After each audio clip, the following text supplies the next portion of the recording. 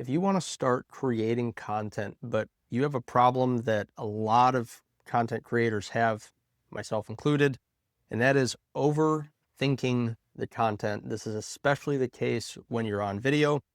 Then this video is for you. In this video, I'm going to share a few strategies that I've personally used to help me overcome the overthinking perfectionism of getting in front of the camera, writing and publishing content. I'm not even going to say great content. I'm just going to say content for the sake of this video. And hopefully it will help you to also overcome some of the problems like just overthinking perfectionism in your content creation process. So let's dive in. So the first thing that I've found when it comes to overcoming this overthinking is just kind of breaking the seal, right? Just turning on the camera on your phone, whatever device you have, and just putting yourself on camera, okay? Even if, this is the thing, just because you get on camera, just because you write something, doesn't mean you have to publish it. The reason that I just want you to turn the camera on, right? If you want to do like YouTube videos, you want to write content, the first thing I want you to do is I want you to just write something or get in front of the camera. And I want you to see how you respond or how you react to being in front of the camera. This has been years ago, but I'll tell you an experience that I had. So I was in my early 20s. I think I was 22. I was in my early 20s and I had the previous year bought a local service business that was distressed and did a pretty substantial turnaround in a 12-month period of time. Now, because of that, and because of buying the company, there was a coach or a consultant, however you want to call it, that was working with this company. And the turnaround was so big that he said, a lot of people would like to know what you did and how you did it. And I would like to have you come out and speak at my conference. So I'm 22 years old. I don't know what the heck I'm doing. All I did is I just went out and I talked about what I did to turn the company around. Now, that talk ended up producing the second highest volume of sales, of gross sales. Now, after that talk and after those numbers, he said to me, you've got something here, right? He's like, I've never seen like a first time go work like this. He's like, you got to get in front of the camera. Okay. So this was my first attempt at creating content. So I'm like, okay, I got to get in front of the camera. I went out, I bought camera equipment. I set up a studio for the camera, the camera in my home. So I had like this studio in place at my house. I'm like, I'm gonna start making content, right? I got in front of the camera. I got like nice clothes on. I had this expensive camera. I had the studio set up. I got in front of the camera and I froze. I had no idea what to say. And guess what? I was embarrassed and I let that hold me back for many years from creating content. When the reality was, when he would ask me about it, I was just like, I'm just busy with other stuff. I'm running the company. I'm busy with other stuff. But the reality was I was scared to be in front of the camera because I got in front of the camera and I froze. That was how I reacted. So the reason I'm saying just get in front of the camera, just whatever you're doing, just stop right now, get in front of the camera to like record a video and see how you respond, because that's how I responded. Now, what I did to handle that was not the right thing. I made excuses. I justified my inaction when the reality is that I could have just asked him for help. And if he didn't know how to help, he knew the people that would know how to help. But I let it hold me back for many years because when I got in front of that camera, it was visceral. It was like nothing I had ever felt before. And I felt like a fraud and I felt like a failure and all those different things that a lot of people feel. I froze. The funny thing was, when I was up on stage, I wasn't nervous. But as soon as the camera was there, I froze. So my point is, if you're going to do written content, write something and see how difficult it is. You can use AI, but I want you to write it the first time. I want you to try getting your thoughts out. If you're not a writer, try recording your thoughts, like on your phone, not in front of the camera. Just record, put it through GPT or something, and see what it can pull from that. Be like, make a LinkedIn post out of this. And it's not going to be great, but it's going to tell you, like, what are you talking about, right? Now, I'm going to give you, that's the first thing, is just start and see how you respond. If you don't respond well, if you have a reaction like I do, or like I did, don't do what I did at the time. Don't make excuses. Just face it and ask for help. There's a lot of people that can help with that, which brings us to our second thing that you can do if you're afraid, if you're overthinking your content, any of those things. Okay. What I found that, again, I had people tell me, I have had people tell me for over a decade, you need to get in front of the camera. You need to get in front of the camera. I avoided it for over a decade. Okay. The thing that has helped me more than anything else is, one, when I would go on, when I got help for this and I'd go on stage and speak, which I don't do too often anymore, but when I would speak, I was not nervous and I could give an okay talk. And so when I got help, they asked, the coach that I worked with said, why is it that you're not afraid of getting on stage and speaking? And I just said, because I'm talking to somebody, right? Like, the people are there in front of me and I'm just talking to specific individuals at the room. So like, if I'm at a conference and I've met several people at the conference, when I'm up on stage, I'm looking for those people in the crowd and I'm just basically talking to them and having a conversation with them. I've met these people. I've started to build a relationship with them. At the conference, I've maybe, had breakfast with them or something. And so I just find the people that I know and I just talk to them. And on top of that, like, I've got an outline, like, I know what, people want to talk about. And I'm just basically going through the outline and answering questions about how to basically overcome a problem and get a certain result. And my coach says, you know that they're recording those, right? They're recording those talks. So technically you're in front of a camera. It's no different. So that was one shift that helped me to overcome it. So the second is talk to somebody. When I have my camera up, I actually have the screen facing myself so that I can basically pretend like I'm talking to somebody. And people are like, oh, you're not looking into the camera, whatever it is. But if I can basically see another person in the camera and I can see myself, I just am pretending like I'm having a conversation. That makes it a lot easier. So that's the second thing.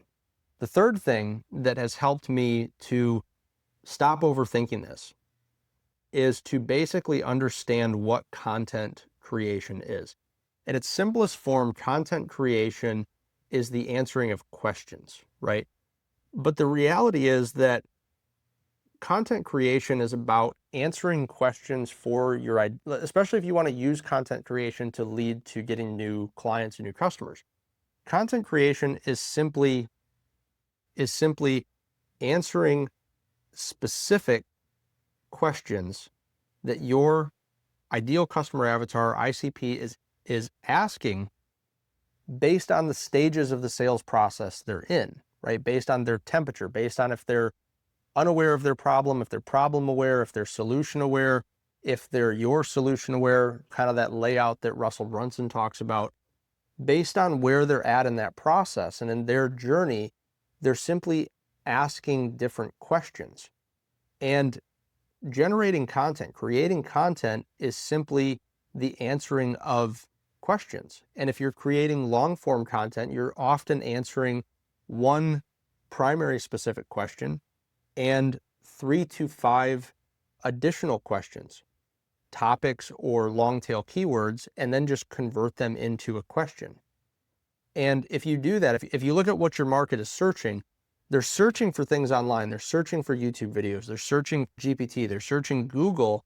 They're specifically doing that because they're trying to get answers to their questions. And they're asking those questions because they have a problem that's holding them back, that's hindering them from getting to their desired outcome, what they want to accomplish, what they're trying to get, right? That specific desired outcome. The path getting there, as they encounter roadblocks, they ask questions about how to get over those problems.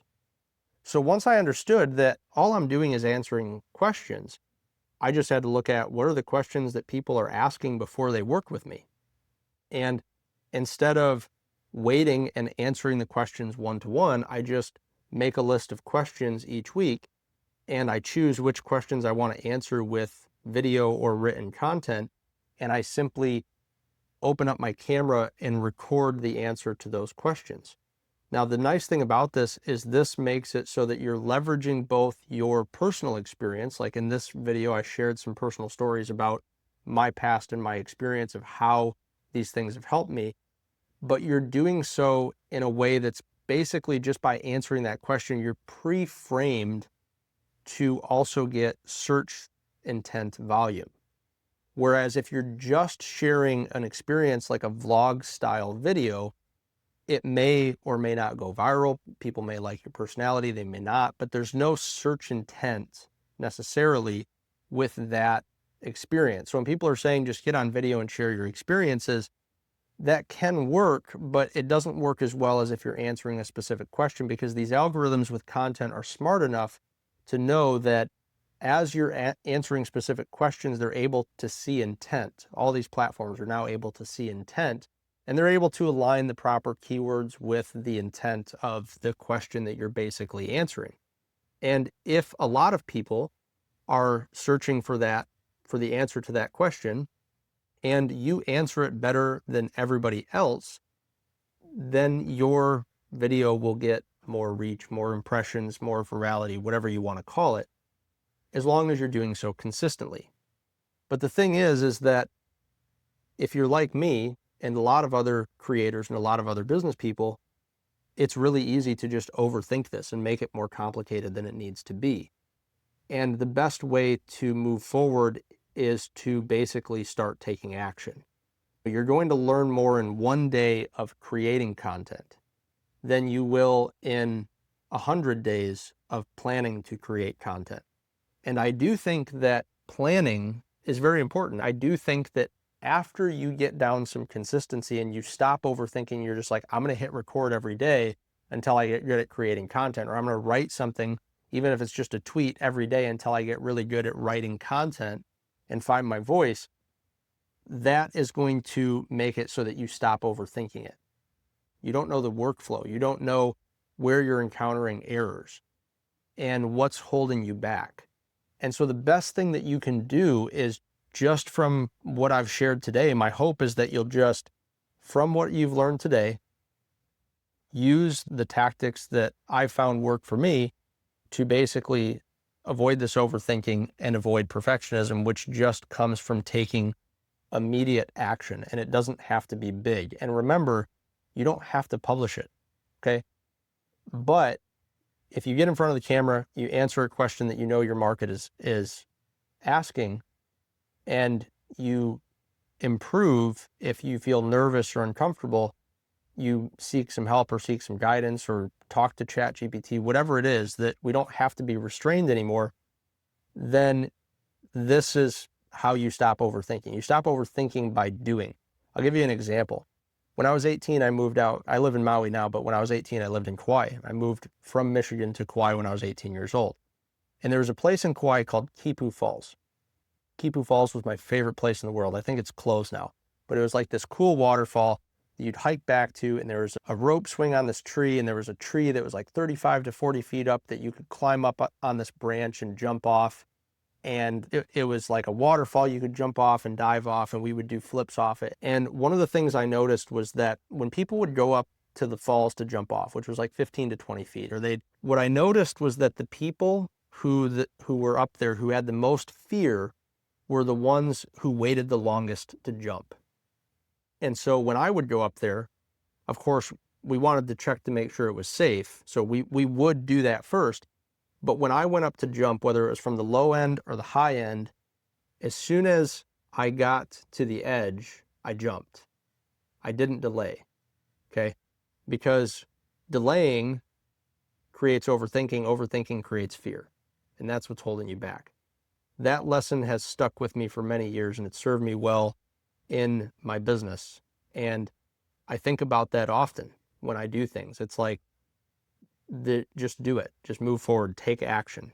And that's what I want to help you with today. So get in front of the camera. First step, open up camera, phone, whatever, see how you react. If you are struggling because you're like talking into a void, turn it around so you can see yourself. If that helps, but you don't know what to say, think of a question, sit down and write down 3 to 5 questions that people have asked you before they've done business with you. And then pick one, turn the camera back on, face it toward you, and answer that question like you're talking to somebody who wants to do business with you. And see if that helps you to avoid overthinking and making content creation easier. Because once you get past this, you can make more progress today than you have in the past few years or months or whatever it's been since you decided that you wanted to start recording content or writing content. Do that. Let me know what you think of these tips. I'd love to hear your feedback, but I'd love to also get your comments and see, does this work? What else has worked for you? Are there any other tips that you could share that have helped you to stop overthinking, overcome fear of creating and producing content? And I'd love to see that in the comments, and I'd love to have a discussion around this. I sincerely hope that it helps you. And if you want to see more of this type of content, click that subscribe button, and I will see you in a future video. Thanks, and have a good day.